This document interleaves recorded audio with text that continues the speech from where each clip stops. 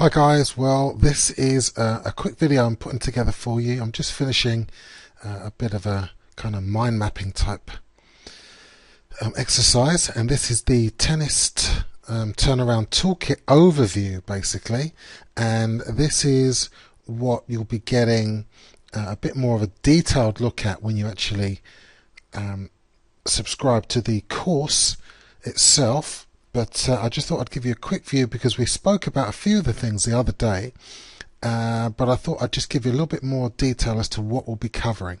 Now, the first thing I spoke about the other day was obviously about the technical issues. Now, and I said that what we would be doing would be looking at the top 4 things technically, and they would include obviously the forehand.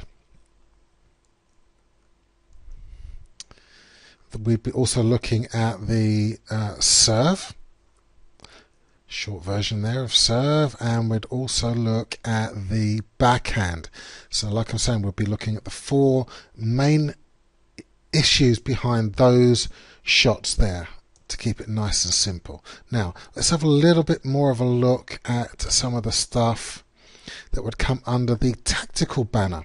Now when we're looking at tactics, really we're going to look at something we spoke about in video 2, which was shot selection, and I won't go into that. If you need more of an overview of that, please look at the previous video.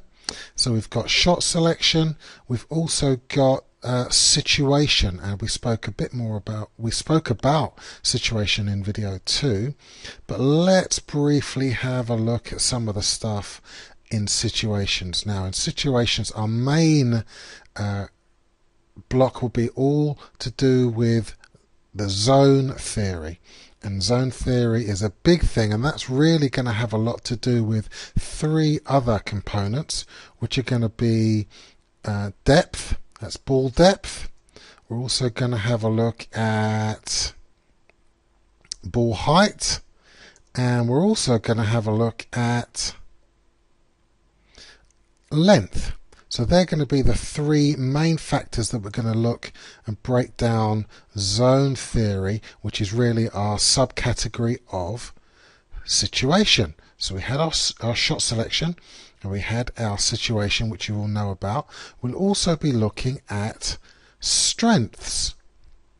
And from strengths, we're going to be looking at 2 components of strength, which in fact are avoiding, or avoidance, as we'll see, and using or utilizing, and we'll be looking at that in more depth. And alongside strength, we're also going to look at weaknesses, the opposite side of strength. And obviously as a subcategory of weaknesses, we'll be looking at protecting the weakness, and we'll also have a look at exploiting weaknesses. So that'll be our our second component of tactics and tactical. Right, we mentioned physical. Now that's going to be our 3rd of the 4 components. Now I've mentioned before that our 4 main components of the physical aspect will be strength.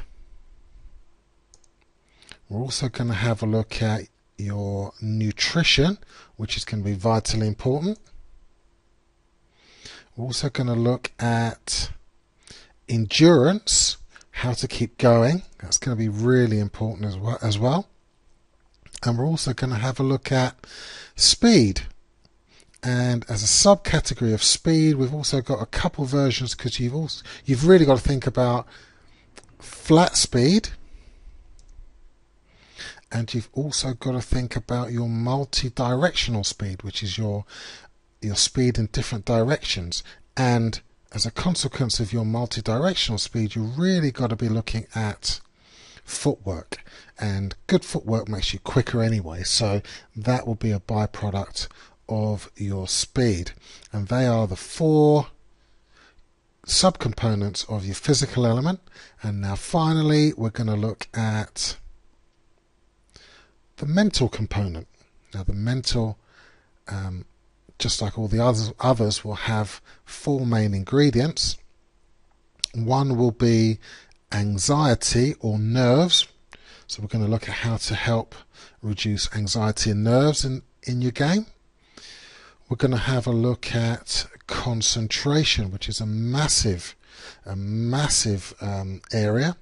But within concentration, what I'm going to actually talk to you about is the zones of concentration, because not many people actually know that there are different zones of concentration. It's vitally important you know which zone you're in to actually realize how to increase your concentration or decrease and get it in the right area for where you are. We're going to look at visualization, and with visualization we're going to look at the power of correct visualization, because not many people actually know how important it is to have the correct mode of visualization. And we've also got the 3 levels of concentration that you can go down. And we've got mistake management, and it's actually vital that you're able to manage your mistakes, especially in the match play situation. And within the mistake management section, we're going to have a look at escalation, and we're going to have a look at the coping strategy of using the 3 R's.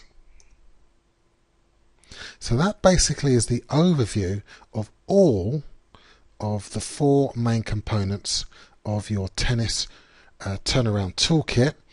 And the one I've left out on the side here, which is going to be the first thing we're going to look at, is the mindset, because without this being right, you're going to struggle to put all the other stuff in the right order and actually maximize their effectiveness. So that, I'm just letting you know that will be the first thing we look at, and there's some really cool stuff there that I think you're gonna like. It's going to be a little bit outside the box, but that's the kind of stuff that actually differentiates and pulls you apart from the masses of players that aren't doing any of this stuff. So hope you enjoyed that. Hope it gave you a bit more of a feel for the turnaround toolkit, and that was it basically, the tennis turnaround toolkit overview. Hopefully I'll see you on the course.